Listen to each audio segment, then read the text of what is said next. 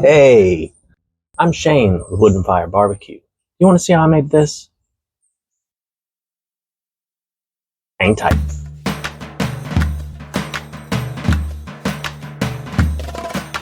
Okay, step number one, getting the best chicken you can, you've got to make the skin as dry as possible. I'm talking Sahara Desert. You want it completely bone dry. So the way you go about doing that is we're going to spatchcock these. If you don't know what that is, we're going to remove the backbone. It's going to lay flat. Then I'm going to pat this dry, put it on a rack, stick it in the refrigerator for 5 or 6 hours. After that, you pull it out, you salt the skin, put it back in the refrigerator overnight, and then tomorrow, smoker time. Right, so you want a really good pair of kitchen shears. They don't have to be super expensive. I think I got these for $5 from the store. So you just want something that you can throw in the dishwasher because you don't want to go cutting this and then sticking this back in the drawer. Not the best choice in life. So what you want to do, you're going to go up either side of the backbone and you're going to start cutting.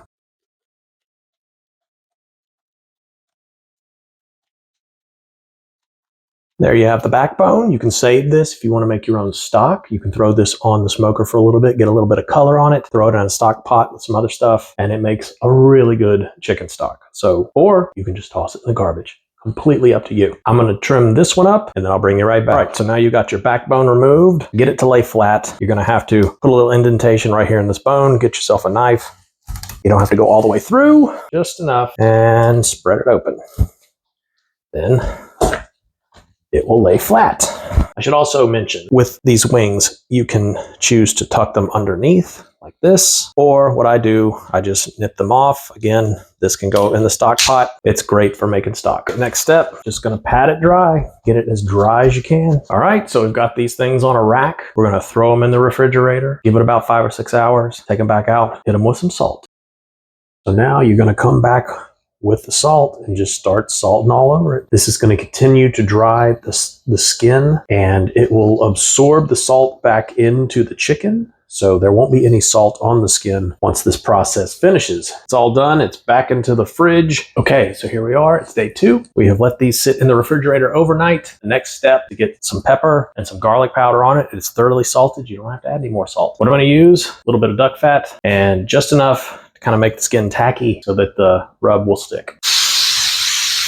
And then hitting it with the 16 mesh black pepper and just a little bit of garlic powder.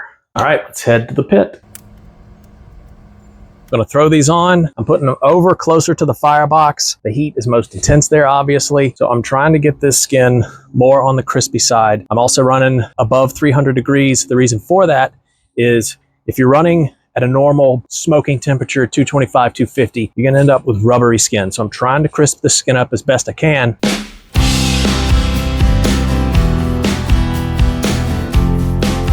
Okay, so we're just over an hour into this cook, so let's see what we got.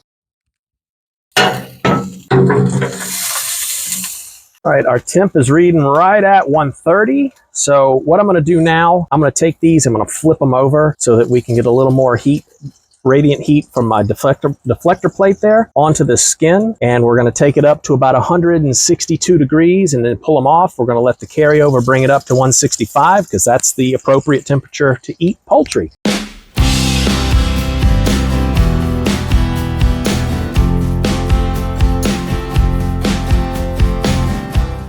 It is a total cook time of 2 hours and 15 minutes. Super quick cook. So let's see what we got. Oh, nice. All right, let's get a temperature reading. Just about 165. I'm happy. Let's take it in and slice it up. 2 hours and 15 minutes on the cooker, and we have a finished product. Let's cut into it and see what we've got. It's juicy. Oh yeah, you can see all the juice on the board there. Let's cut into this.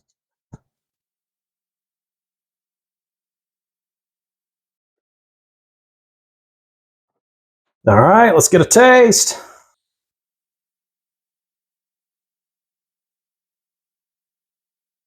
Oh man, it's so good. It's super juicy. All that salt, the dry brine we did, really helps to retain the moisture, and watching your temperatures is critical so you don't overcook it and dry it out.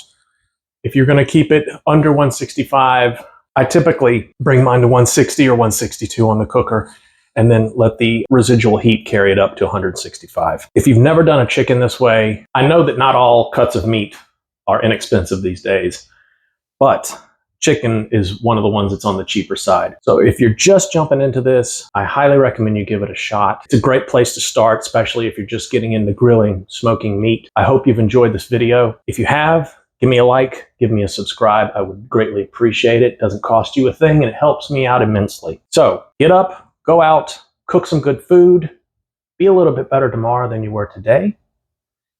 And until next time, I'll see you.